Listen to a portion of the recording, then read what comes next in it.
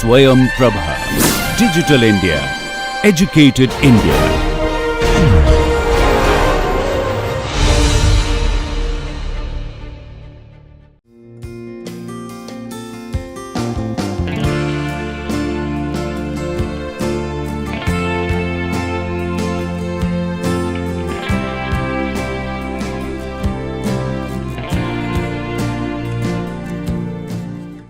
In the last class we started with what is two-dimensional nosy experiment.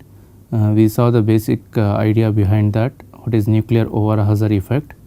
The idea in a nosy spectrum is to capture cross peaks between two atoms which are less than 6 angstroms, typically 5 to 6 angstroms, and we use the method of polarization transfer to do that. And this is through space interaction. That means there is need not be any direct through bond interaction between the two atoms. So, any two hydrogens which are close in distance between less than 5 to 6 angstroms can be studied by this spectrum experiment, and it is a very useful technique for determining structures of molecules, because when we talk about structures in general, structures means we want to look at distance between atoms, and the distance between atoms you have to obtain by only this technique of nosy. Very difficult to obtain distance information by any other method, and this is therefore a very direct approach to calculate the distances, and by using distances we can get structure. So, let us continue a little bit on how does this nosy experiment work, because this is one of the very important experiments in NMR. So, one should therefore grasp the basics of this experiment. So, this is the pulse sequence which is shown here. This includes 3 pulses. So, this is what is a schematic drawing here. So, what we do is we have a 90° RF pulse which is applied on the proton channel, that is on the hydrogen. Then when it moves after excitation, there is a T1 evolution. So, this is similar to what we have been doing in all the other experiments. So, once you do that, you allow it to evolve. So, this is what we will see mathematically shortly, and then you apply one more 180-90° pulse after some time, and after application of this pulse, what happens is the magnetization vector comes to the minus z axis. Once this happens, it starts now relaxing back towards the positive z by T1 relaxation. During that period, that is during this period, when it is relaxing back to z axis, we start transferring the polarization to another spin B. So, suppose this is spin A, it has brought to minus z axis. During this period mixing time, that is this is called mixing time, during this period it is transferred to spin B by the effect of NOE, nuclear over-Hauser effect. So, this is basically the idea, that you use a certain duration, allow this certain duration for during this period, allow the spins to mix with each other. And when we do that, after some time here the magnetization has come to B, that is the z axis minus z of one spin A has gone to minus z little bit to of another spin B. Now, this transfer depends on a variety of factors. Number one factor is of course the distance between the two atoms. If spin A and spin B are not very close, they are far away, then spin A cannot transfer its polarization to spin B. And second factor which matters is the mixing time. So, if you take a very short mixing time, that means you do not allow the two spins to interact for sufficiently long time, then you do not expect the spins to be transferring energy to each other or polarization to each other. So, therefore, you have to give some sufficient delay, but too much delay also is not good idea because of several factors which we will see later. So, therefore, the total there is an optimal value typically we use for this delay, and this is typically for small molecules is in the order of 200 to 500 milliseconds, and for proteins, let us say biomolecules, larger molecules, peptides, it will be of the order of 100 to or 60 to 150 milliseconds. So, this depends on the size. So, we will see that factors what governs the mixing time later. So, the basic idea is during this period the two spins are allowed to interact with each other through space, that is through the dipolar coupling method, which is basically responsible for nosy effect, and during this period the magnetization is transferred.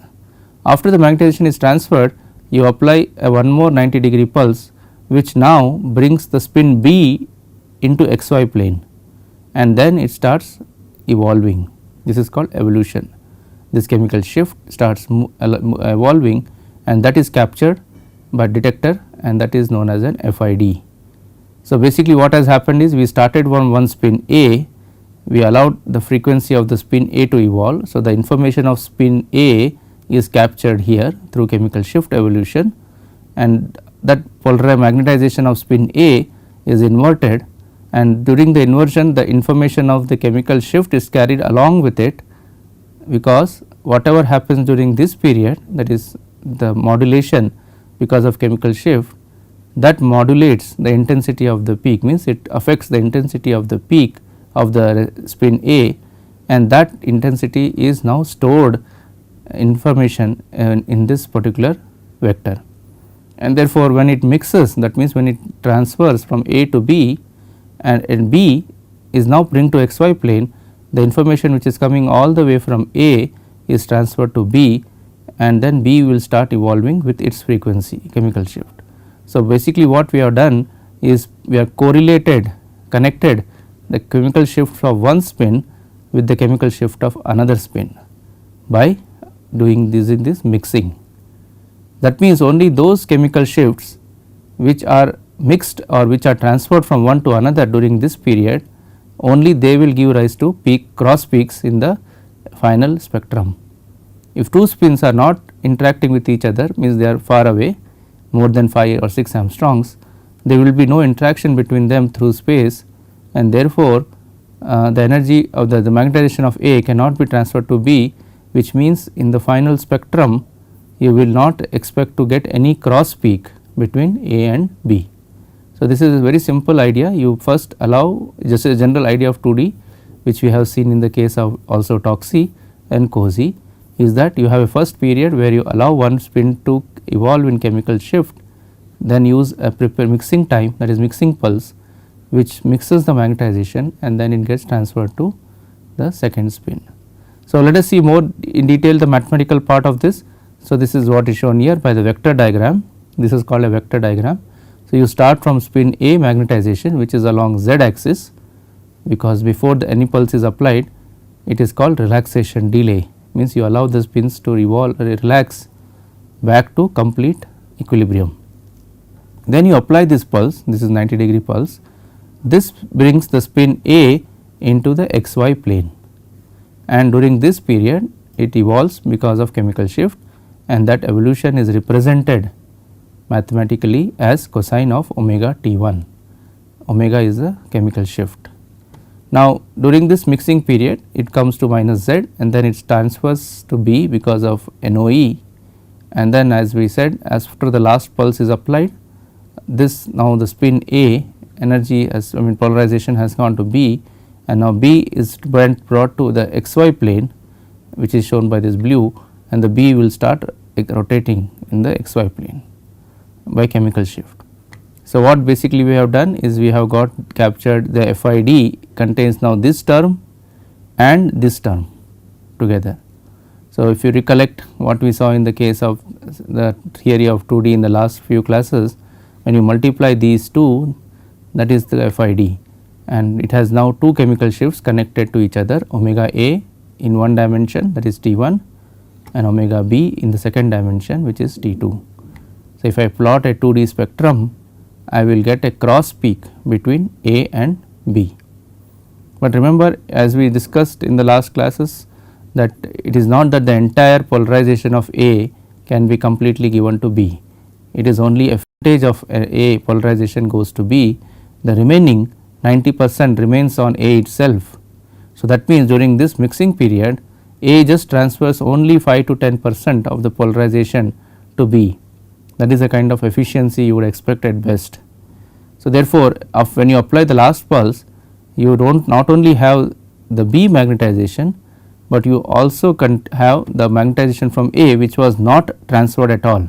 So, that will also evolve as cosine omega A T2, which is not written here, but you can think of it that when the second time again A will evolve, because A's polarization has not been completely transferred to B. So, that will cause a diagonal peak, because during both T1 and T2 it has omega A and omega A, because that will be the non transferred part of the magnetization. So, that is a diagonal peak, and then you get cross peak, which is A. So, as far as the analysis or interpretation of NOESY is concerned, we never care for the diagonal peak, we only worry about, or we are only look at the cross peak. Why is that so? Because diagonal peak anyway does not have any information, it is only telling me that A remains on A, which has nothing interesting to say, but A going to B is lot of information, because that tells me that A and B are now close in space by less than 5 to 6 angstrom. So, just an observing a peak in NOESY spectrum itself tells us that there is a distance information, because only if they are less than 5 to 6 angstroms you would expect them to show any interaction. So, we will go further, we can see an example here. So, this is a propyl chloride, this is the same molecule which we saw in the case of toxy. So, we will take the same example here. So, here let us say again ignore the J multiplet pattern, you basically get 3 peaks, because there are 3 types of hydrogens. So, we are looking at the hydrogen proton spectrum, and then let us say based on the electronegative effect, that is shielding electron shielding inductive effect, A will be the most downfield shifted, B will be the second is the third, and the third will be the last. So, this is what is shown here. So, now I draw a 2D spectrum here. So, now we will look at how the NOESY cross peaks or NOESY spectrum will look like. So, first remember always we get a diagonal peak in NMR, this is in homonuclear proton and proton experiment. So, if you see in this case the 3 to 3 is here, 1 to 1, 2 to 2 and 3 to 3. So, this is always the case, because we can never transfer complete polarization or magnetization from one nucleus to another. Okay. So, now let us see the cross peak. So, in this case if hydrogen 1 and 2 are close in space, so how much will be this? This is only about 3 bonds away, and remember one bond is typically around 1 angstrom. So, if you say the 3 bonds are together within 3 angstroms, 3 to 3.5. So, obviously they are less than 5. So, I would expect a cross peak between 1 and 2 in a NOESY spectrum. So, this is what is schematically drawn here. Now, similarly between 2 and 3 I expect a cross peak, because 2 and 3 are also not far away, they will be again within 3 to 3.5. So, 2 and 3 also will show a cross peak in a NOESY spectrum. Now, if you see 1 to 3, they also are not going to be far away, because if you look at the 3 dimensional structure, which we have not shown here, but you can, if you imagine a 3 dimensional structure, this will be also within 5 angstroms. This is not very far away, even in the case of a real 3 dimensional molecule. So, therefore, I would expect a NOE between them, and that is also will show up in the NOESY spectrum. So, you see this looks like a toxy experiment. Remember in toxy also we saw that 1 to 2 is J coupled, 1 is J coupled to 2, 2 is J coupled to 3. So, 1 to 3 will get J coupled through intermediate 2, and we saw a 3 by 3 cross peak pattern, same thing here. So, then what is the difference between NOESY and a toxy? Two things. Number 1, in NOESY of course the transfer was not through J coupling, it was through space. Okay. So, therefore, the intensity of these peaks will be proportional, as we will see next slide, it will be proportional to the intensity, the distance of the peaks between the atoms, inversely proportional. So, we will see that relation more carefully in the next slide. So, now let us see what is the difference between a NOESY and a toxy. Now, suppose imagine that your actually molecule had something like this structure. Okay. So, where this was a long chain, there was something else, we will ignore what was here, but there was a long chain and the whole molecule turned around, folded, and there was a methyl group here which we will label it as 4. So, this is just an example which I am trying to show you that how is NOESY further different from toxy. So, now this 4 let us say has a 1D proton peak shows here is a methyl group. So, it will be expected somewhere between 0 to 1 ppm. So, let us say it comes here. So, now because of the structure of the molecule there is a fold here, this is called folding. So, when the molecule has folded, it has this atom has come close to this number 1, and therefore, I would expect a cross peak in nosy between these two atoms, because they will be very close to each other and they may come with less than 5 to 6 angstrom.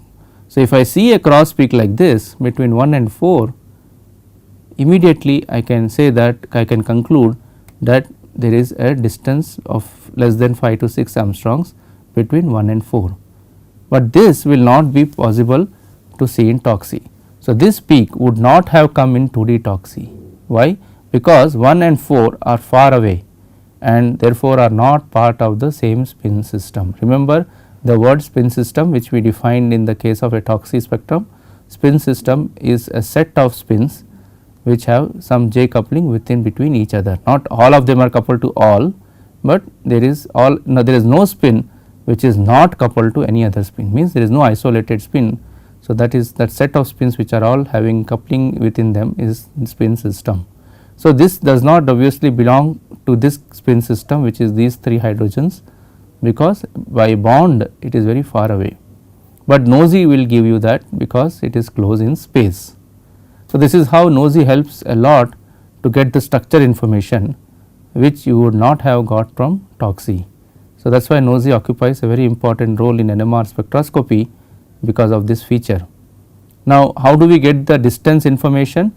That is what is shown here, and again we will see in the next slide that the intensity of cross peaks are very important in nosy. The intensity means the volume, the area of the peaks. If I integrate this peak, whatever area I get has some relation with respect to distance. Okay. But remember, as I said, diagonal peak intensities are ignored because diagonal peak has no information. It is only telling me this 4 is come to closer to 4. What is that going to help us? No, how it is not going to help us. Similarly, 3 is with 3. So, that has no additional. So, diagonal peaks are ignored when intensities are concerned. In fact, diagonal peaks are a problem in life because you want, suppose there is a peak somewhere close to the diagonal, it will be covered by this diagonal. Remember, diagonal peaks are very strong in nosy. We will down the line we will see some real spectrum, but this is just a schematic. But typically what happens is the diagonal peak in a nosy spectrum is very strong, typically about almost 100 times stronger, 50 to 100 times compared to the cross peaks. So, that means if intensity of this is 100, the cross peaks will be only about 1 or 2, and therefore, if this intensity some peak is, let us say, comes very close to diagonal, it will obviously be hidden or covered by the diagonal peak. So, getting a diagonal less without diagonal nosy itself has been a focus of research in NMR spectroscopy over the years. Several papers, research publications have been published where people have tried to design a diagonal less nosy and nosy without diagonal, because peaks which are close to diagonal can now be then observed that were not observed if there was a strong diagonal present. So, these are the basically the ideas behind nosy. Now, let us see how the distance information is used comes from the intensity. So, as I said in the last slide, the intensity of the cross peaks in 2D nosy is related to the distance between 2 protons and as well as the mixing time. Okay. So, we will see the effect of mixing time a little bit later. Let us look at how the distance between proton varies with distance with intensity. So, this is the very famous formula. I is intensity, that is volume. So, when we talk about intensity in NMR, we say typically we imply area. So, keep that in mind, that area and intensity or volume of a peak can also be a 3-dimensional structure. So, the volume of a peak is intensity, they are all kind of interrelated. Okay. So, the intensity is proportional to 1 by r to the power 6, and as far as mixing time is concerned, intensity is directly proportional to mixing time. But there is one phenomenon which known as spin diffusion, which we will discuss a little bit later, which spoils this equation. It does not, we should not have spin diffusion. Only if there is no spin diffusion, intensity will be directly proportional to mixing time. So, we will talk about spin diffusion a little bit later. So, let us remain on this here, that intensity is proportional to the inverse 6th power of distance. So, therefore, from intensity or volume of the peak, distance can be calculated. I would stress on this fact that we actually do not calculate like this, we use the word estimated. So, that means I would say the peak of the based on the intensity of the peak, the distances can be estimated. Okay. So, because of this 1 power r 6, you see this goes as r to the power 6, the intensity falls rapidly with distance increase in distance. Therefore, we use a cutoff of 5 to 6 Armstrongs, is because if you go from 6 to let us say 8 or 7 Armstrong, the intensity will fall very rapidly, because 1 to the power 1 by 6 to the power 6 versus 1 by 7 to the power 6, 7 Armstrong, when r is equal to 7, whereas r equal to 6, if you can see compare, there will be an order of magnitude difference. Therefore, this order of magnitude difference, the peak intensity falls by 10 times if I go from 6 to 7 Armstrongs. Therefore, we say that there is a sharp kind of a decrease in the intensity of the peak as the distances increase. So, therefore, this is a very interesting thing. Because of this, we can safely say that peaks which are seen in the NMR NOESY spectrum means they are within 5 to 6 Armstrong. Now, as I said in the point here, this exact distance cannot be calculated accurately from NOESY spectrum. So, this is a big issue, there are many reasons for this. So, what are the ways to come out of this? There are two ways. Number one, like we do for chemical shift referencing, you can take a fixed distance. Let us say you have a molecule, if let us say you have a system in your molecule, like let us say an aromatic system in your molecule. So, remember in aromatic is a very rigid planar structure. So, the ortho protons, if you look at, let me draw the structure here. So, if you have an aromatic spin system like this, a aromatic moiety in your molecule, let us call this H1, H2. Typically, this distance is fixed. Why is it fixed? Because remember, according to chemistry, this is a planar structure and there is a sp2 hybridized carbon, and this angle cannot keep fluctuating. So, if the angle cannot be fluctuated, that means it is fixed angle. So, obviously, these two are at a fixed distance from each other. Even if this whole aromatic molecule rotates, how does it rotate? Remember, in molecules, typically it rotates around. So, so in a molecule it rotates around this axis. Okay. So, this is the axis of rotation typically in any aromatic system. So, this rotation will only change the distance between this hydrogen to some other hydrogen, but between the two hydrogens which are marked here, the distances between H1 and H2 are fixed even if there is a rotation. So, therefore, this distance, if I know the distance, how will I know the distance? We know it from standard geometry or structure of any aromatic molecule. So, and if I see a cross peak between these two atoms in the NOESY, which I expect to see, because these two atoms will definitely be less than 5 Armstrongs. Okay, you can calculate yourself with taking some values, and therefore, if I know the distance and I know the intensity of the cross peak, then I know that this relation will hold. So, then I take a ratio. So, suppose now I have unknown atoms, two unknown atoms whose distances I want to calculate between them, but I know only the intensity, I do not know the distance. So, you can see here for a fixed reference molecule like this or moiety like this, I know I know R. Okay. Now, for the unknown case, I know I, that is from the NOESY spectrum, but I do not know R. So, that is R is what I want to calculate. So, if I simply take a ratio, then I by I reference will be equal to, in fact, you can either say proportional or I would say equal to. So, I upon I reference, where reference is the intensity between these two hydrogens, is equal to R to the power 6 reference, that is the distance between these two hydrogens, divided by the unknown distance. So, now from this equation I have three knowns. I know this from the spectrum, I know this from the spectrum, I have this from the structure here, and this is what I need to calculate. So, this is one way to calculate distances between atoms based on a reference. So, similar to what we do in case of TMS, remember in NMR everything is with respect to reference, there is nothing like absolute things in NMR, everything is relative to something which is we call as a reference. So, therefore, here also we use a reference. Now, this is one option. The second option is that you do not calculate distance like this, you simply say that look, I am seeing a distance, I am seeing a cross peak between two atoms. Okay. So, therefore, it has to be within 5 Armstrong. So, an example, let us go back to the previous slide which is here. We saw that these two atoms or these two cross peaks are coming from interaction between these two. So, the fact that there is a cross peak between these two atoms immediately implies that it has to be within 5 to 6 Armstrongs. So, you see I already have some rough distance information from this kind of analysis. So, therefore, exact distances may not be required. In fact, we will see that down the line when we look at the application of NMR for structure determination, you really do not need exact distances between two atoms from nosy. All you need is just an information whether they are close or far. In the sense both are going to be, of course, every atom, the moment you see a cross peak in nosy, remember they are less than 5 to 6 Armstrongs, but within less than 6 Armstrong there can be a variation, it can be 3, it can be 2.5, it can be 4 or so on.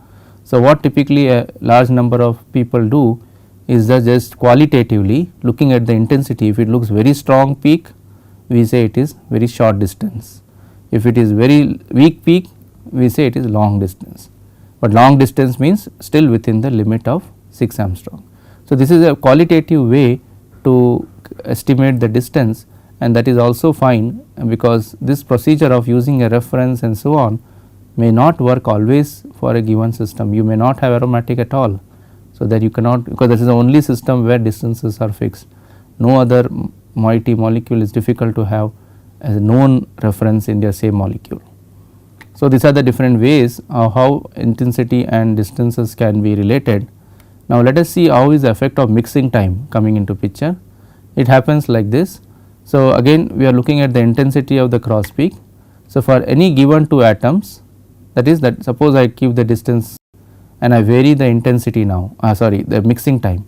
So, remember if you go back to this slide, here intensity is proportional to distance. So, for a given two atoms, any two atoms, the distance is, how does that mixing intensity now vary with mixing time. So, we are not varying the distance, we are only varying the mixing time.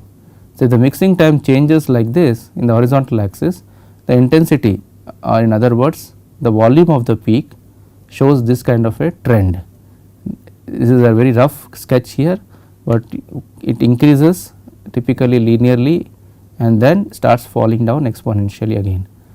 Okay. So, this is the intensity of a cross peak. That means, I cannot arbitrarily choose my mixing time, because mixing time has to be chosen where up to the maximum value, means I should choose either here or here or here, but not after this curve, because of T1 relaxation and other effects that intensity now is drops going down. So, when intensity is going down, it will give you a misleading information. Why? Again remember, my only measurement is intensity in a nosy spectrum, and from there I have to calculate the distance by using that formula we saw in the last slide. So, if my intensity is not correct, my distance information will also not be correct. And why will the intensity be not correct? It will not be correct because as it is negative correlation, if I am increasing the mixing time beyond some duration, the intensity starts dropping. So, drop in intensity is reverse of here. So, therefore, typically we have to restrict our mixing time within this limit. And what is this limit? This is what we will see next. The limit is typically few hundreds of milliseconds. So, what happens is, suppose I have a too long a mixing time, suppose I choose very long mixing time, two things will happen. One is of course this relaxation which is going on. The second is there can be a spurious or a artifact or a wrong cross peak between two atoms which are greater than 6 Armstrongs. Remember, in nosy we should not expect cross peak between two atoms greater than this value, but I may start seeing that, and that is a phenomenon known as spin diffusion. So, let us understand spin diffusion here. So, what basically happens is, let us say I have two atoms A and there is a chain of the molecule, then there is B, then there is another chain C. So, let us say this is some hypothetical molecule, this may be between, let us say, less than 6 angstrom, and this may be also less than 6 angstrom. But if I use a long mixing time,